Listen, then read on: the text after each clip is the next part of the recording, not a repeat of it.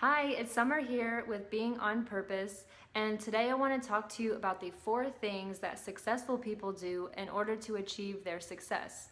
Now, the first thing, step number 1, is clear your baggage. So, what do I mean by clearing your baggage? I mean getting rid of all the effects of traumas from the past. For a lot of people have experienced trauma, and make sure you clear that up, clear it out of your nervous system, and find any negative or limiting beliefs that are caused from some negative event in the past or something that you've learned something which is not useful. Basically, any type of nervous system dysregulation is going to cause you to continually come back to the fear and recreate things in your life which have been dysfunctional for you in the past, most likely.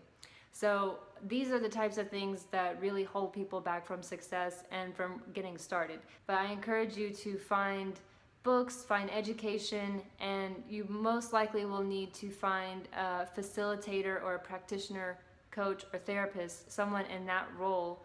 But whatever you need to do, clear up your baggage. And the reason I say that is because you want to get all of the things that are going to unnecessarily cause fight or flight or freeze symptomologies in your nervous system, get those out. So you want to work with someone who can help you clear up your memories, work on clearing up past relationships and histories and just all that type of baggage that needs to be getting rid of. That is going to be the first step you need to do on the way to finding and building your success. So that's what successful people do first. So step number 2 is going to be having a clear goal. So you want to know exactly what does success mean for you and what does it look like? Who do you have to be as a person in order to achieve it? These are all things which it's really surprising that a lot of people don't write down or get very clear about, or it's kind of vague. They're kind of like, well, I want to help the world. Okay, that's wonderful, and there's a million and one ways to help the world. So how would you like to do it, and what's the most unique way that you can use your gifts and to help others? Whatever it is that is calling you, you want to be very clear about it. And another thing to go along with this one is you want to make sure that it's something that you really want to do, and it's not that you're doing it for someone else or because someone else wants you to do it. It's really got to be coming from you, coming from your heart and your spirit and what you feel called to do. And so that's very important. And so that's getting clear on what your goal is, and also writing down how you're going to do it, writing down the steps, how to get there. That's another important thing also. Most people will write down a goal and not include what steps, how are they going to get from A to B. There's going to be many steps between here and there, and write those down, the ones that you know. And then know that as you go along, those are going to expand and you're going to have to elaborate on those steps as well. But that's step number 2, is just get a clear goal and let it be your goal coming from who you really are and who you really want to be. Step number 3, take action. And there's not a whole lot more I need to say about this one because it's really self-explanatory. Take action. So in step 2, you set clear goals and how you're going to do them.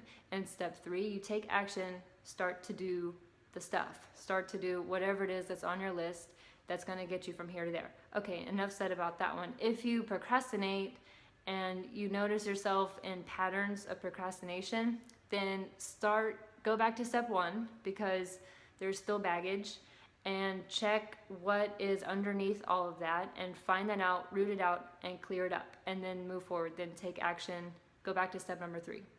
Okay, and step number 4 is to keep your eye on the target. So this has to do with persistence. And so this one's going to be an iterative cycle between 3 and 4. So you're going to take action and then reevaluate and keep your eye on the target and say, okay, I intended to go this way and I took action. Somehow I've ended up a little bit over here. Okay, so then let me reevaluate and look at again, where am I trying to go and why am I trying to get there? Then, reorient yourself to go back that way.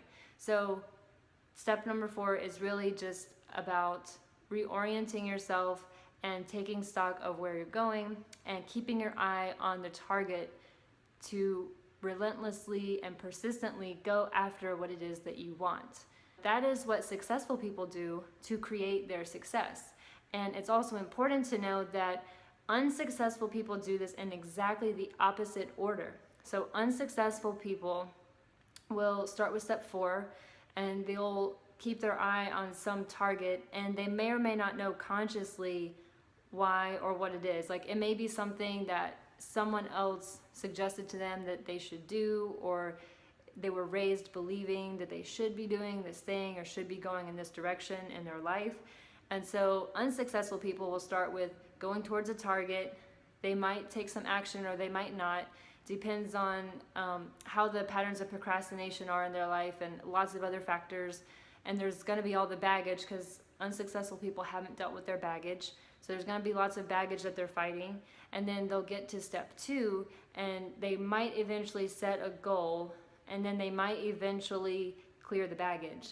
So unsuccessful people do it in the opposite order. And it's important to know that this is the order in which you should do these 4 steps. So start with clearing the baggage, and then make sure you set a clear goal. Step number 3, take action. And step number 4, be persistent in heading towards your goals, and you will get there. So make sure you subscribe to my channel, visit my website, and I'll see you in the next video.